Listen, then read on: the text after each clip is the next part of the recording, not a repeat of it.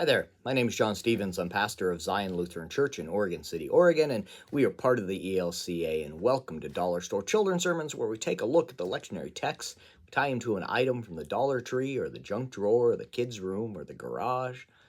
You know, we've been doing it. Thank you so much for the love that you're sharing with your kids and your congregations and your families. You, my friend, are rocking it. And thank you for spending a little bit of your week with me in this way. And thank you for your partnership in this ministry. I appreciate you greatly. Now, this is for the narrative lectionary, and we are looking at building a house for God. Yes, David says, well, I want to build you a house. Okay. Do I need a house? I don't know if I need a house. So we're going to talk about the house and about how God basically turns it on its head, where he talks about you're making me a house, but I'm going to make you a house, a lineage. I am going to make this promise to you that I will not break, and that promise will continue forever through the house and the lineage of you, the house of David. And so with that, the springboard I'm doing is I'm going to talk about how Jesus is connected to the house of David. That there is when you look at the lineage, there's one of the lineages in the Gospels brings Jesus back to David and connected to that great house. So the connection or the springboard I'm doing is something I've done in the past, but I don't know if I've done it for the narrative lectionary in recent springboards. And it's the paper tear that I use with using a piece of paper, and imagine that paper tear using a piece of paper.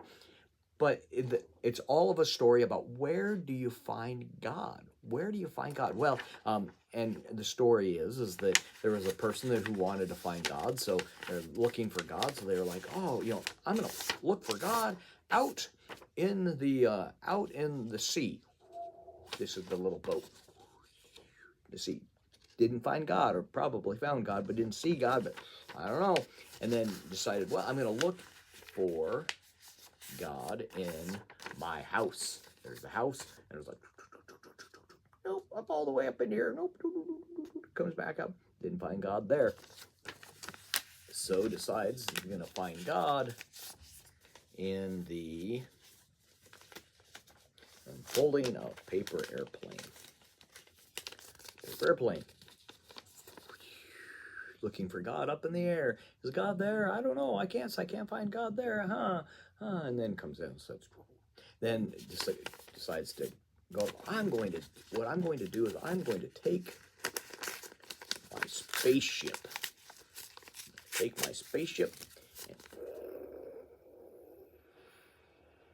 And look for God. And I can't find God. And comes back down.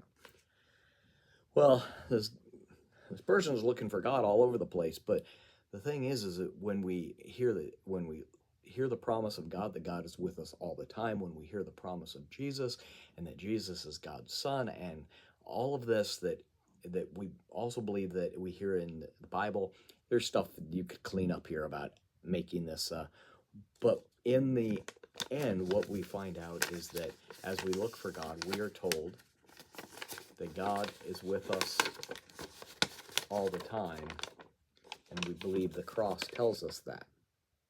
So that is the paper tear, and I'm using it to connect it to that story about the house, and looking in the house and all of the places that we're looking for. Where does God live? Where does God live? Does God live in the ocean? Does God live in the air? Does God live in the house? Where does God live? And it's like, and you could, well, yeah, we know God lives there, but I got to look elsewhere. Goes in, well, I know God lives there, but you know what? I don't know. I got to look elsewhere. And then ultimately we find God through Jesus Christ and that lineage, that connection to the house of David. So there we go. Paper tear. How do we do it? You can look back, but it's first one, taking, and you're making what's like the sail. And you just bring it down. So you got that. Looks like the sail. The second one, you fold this down like here, making a house. Looks like a house. Then from the house goes to the airplane. You fold that up and fold down both sides, That gives you your airplane. And then here, what we want to do is tear down. I tear from the thinnest part down because that gives you, as you tear down, it's easier to tear the 4 pieces of paper because you've already got a tear started.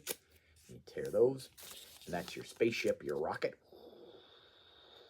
And then when you're done with that, then you open it up, and it gives you the cross. All right, so there we are. That's the springboard for today, for this week. I hope you can use it. I hope it's helpful for your own children's sermon.